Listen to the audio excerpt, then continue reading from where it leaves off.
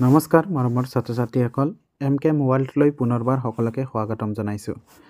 আজি মই এই ভিডিঅ'টোত নৱম শ্ৰেণীৰ সাধাৰণ বিজ্ঞানৰ অধ্যায় নম্বৰ 2 আমাৰ চাৰিওকাষৰ পদাৰ্থবোৰ বিশুদ্ধনে পাঠটোৰ টপ 20 কমন MCQৰ বিষয়ে আলোচনা কৰিম। আশা কৰোঁ ভিডিঅ'টো তোমালোকক সবকে ভাল লাগিব। তেন্তে আহক আমি আৰম্ভ কৰোঁ। আজিৰ ভিডিঅ'ৰ প্ৰথমটো কোৱেশ্চন হ'ল যে সংকৰ ধাতু হ'ল।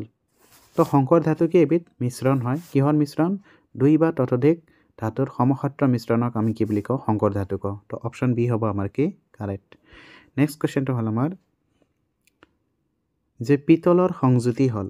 পিতল এবিধ আমাৰ সংকৰ ধাতু হয়। কাৰ সংকৰ ধাতু? পিতলত আমাৰ 30% জিংক থাকে আৰু 70% কপাৰ থাকে। ঠিক আছে। নেক্সট কুৱেশ্যনটো হ'ল আমাৰ কুৱেশ্যন নম্বৰ 3। কুৱেশ্যন নম্বৰ 3 কি কৈছে? যে বায়ুত থকা নাইট্ৰজেন গেছৰ শতকৰা পৰিমাণ। আমি সকলোৱে জানো বায়ু এবিধ কি গেছৰ মিশ্ৰণ, সমসত্ৰ গেছৰ মিশ্ৰণ। ঠিক আছে। বায়ুত নাইট্ৰজেন, হাইড্ৰজেন, অক্সিজেন সকলো প্ৰকাৰৰ গেছ থাকে। ইয়াত নাইট্ৰজেনৰ পৰিমাণ আটাইতকৈ বেছি 78% আমাৰ কিমান কি থাকে? নাইট্ৰজেন থাকে।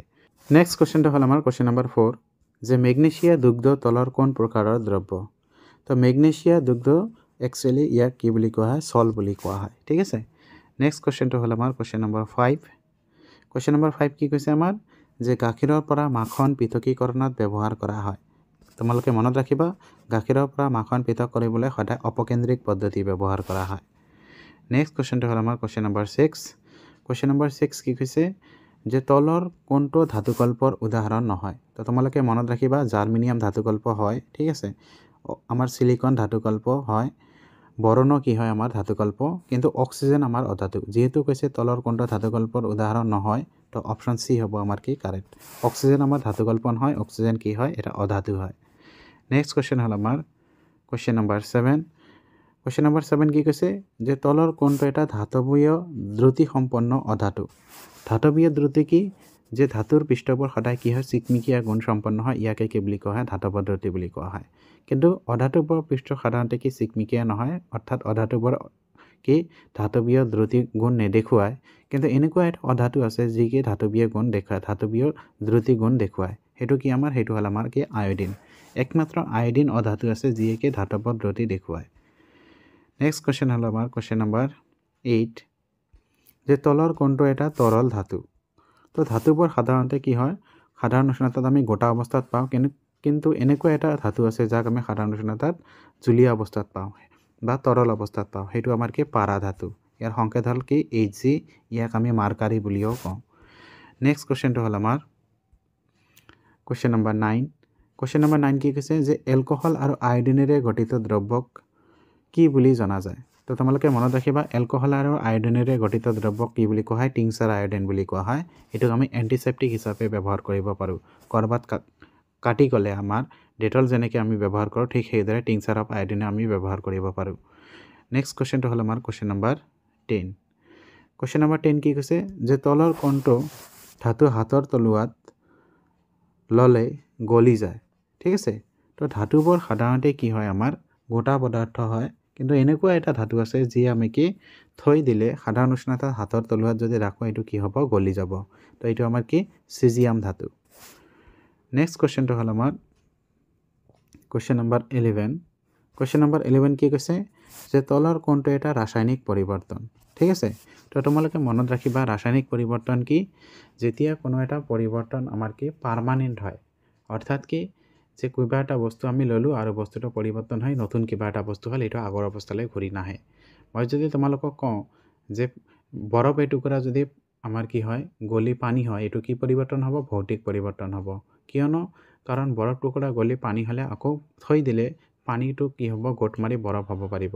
অৰ্থাৎ এইটো কি আমি উভমুখী প্ৰক্ৰিয়া বুলি কওঁ যে আমাৰ বৰফটো পানী হ'ব পাৰে, ফিৰ পানীটো আকৌ কি হ'ব পাৰে? বৰফ হ'ব পাৰে। কিন্তু এনে কিছুমান পৰিৱৰ্তন আছে যিবোৰ কি একমুখী হয়। এবাৰ হৈ গ'লে তাক পুনৰাই ঘূৰাই আগৰ অৱস্থালৈ আনিব নোৱাৰি।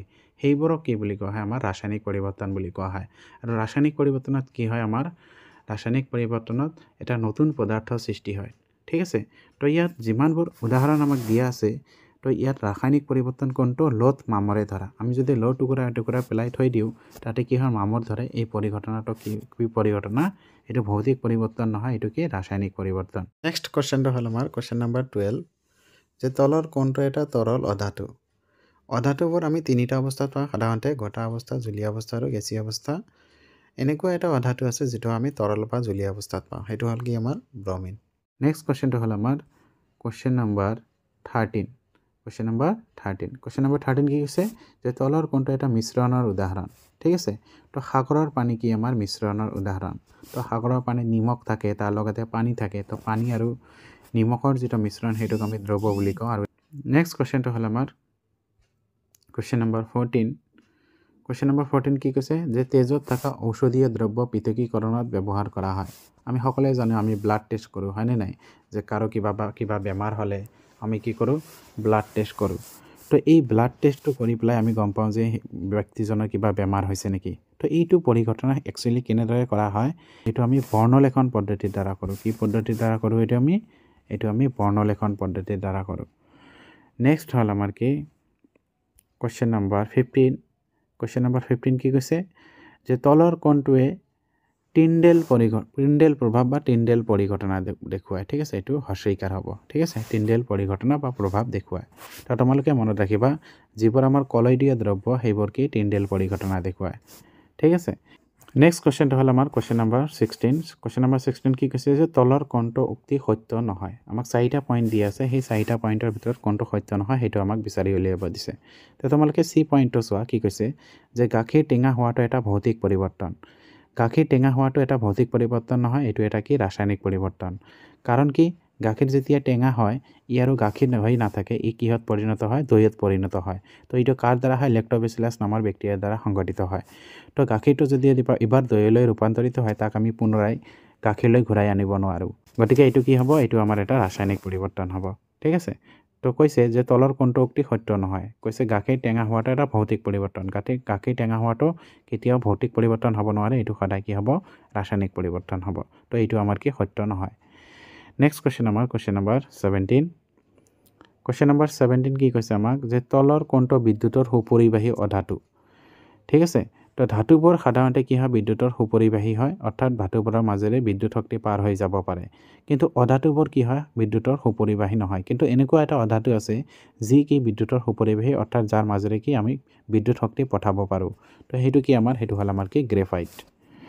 নেক্সট আমাৰ কুৱেশ্যনটো হ'ল কুৱেশ্যন নম্বৰ 18। কুৱেশ্যন নম্বৰ 18 কি কৈছে বায়ুত অক্সিজেন গেছৰ শতকৰা পৰিমাণ কিমান। অলপ আগতে আমি এটা কুৱেশ্যন পঢ়িলোঁ, বায়ুত থকা নাইট্ৰজেন গেছৰ শতকৰা পৰিমাণ কিমান, 78%। আটাইতকৈ বেছি পৰিমাণে বায়ুত নাইট্ৰজেন গেছ থাকে। তাৰপিছত আমাৰ সেই বায়ুত আমাৰ কি অক্সিজেনো থাকে। অক্সিজেন কিমান পাৰ্চেণ্ট থাকে, 21% আমাৰ বায়ুত কি থাকে, অক্সিজেন থাকে। নেক্সট কুৱেশ্যনটো হ'ল আমাৰ কুৱেশ্যন নম্বৰ 19। কুৱেশ্যন নম্বৰ 19 কি কৈছে যে দুটা পৰস্পৰ মিহলি নোহোৱা তৰল পৃথকীকৰণ কৰিবলৈ ব্যৱহাৰ হোৱা কোনটো পদ্ধতি ব্যৱহাৰ কৰা হয়। তো তোমালোকে মনত ৰাখিবা দুটা পৰস্পৰ মিহলি নোহোৱা তৰল পৃথকী কৰিবলৈ আমি কি পদ্ধতি ব্যৱহাৰ কৰোঁ, আমি সাধাৰণতে পৃথকীকৰণ চুপি পদ্ধতি ব্যৱহাৰ কৰোঁ। নেক্সট কুৱেশ্যনটো হ'ল আমাৰ কুৱেশ্যন নম্বৰ 20। কুৱেশ্যন নম্বৰ 20 কি কৈছে, কুৱেশ্যন নম্বৰ 20 হ'ল যে তলৰ কোনজন বিজ্ঞানীয়ে প্ৰথমতে মৌল শব্দটো ব্যৱহাৰ কৰিছিল। তো তোমালোকে মনত ৰাখিবা ৰবাৰ্ট বয়েল নামৰ বিজ্ঞানীজনে পোনপ্ৰথমে মৌল শব্দটো ব্যৱহাৰ কৰিছিল। আশা কৰোঁ ভিডিঅ'টো তোমালোকক সকলোকে ভাল লাগিব। যদি তোমালোকক ভিডিঅ'টো ভাল লাগে তেন্তে নিশ্চয় ভিডিঅ'টো লাইক কৰিবা আৰু চেনেলটো ছাবস্ক্ৰাইব কৰিবা আৰু লগতে ভিডিঅ'টো তোমাৰ লগৰক শ্বেয়াৰ কৰিবা। থেংক ইউ সকলোকে।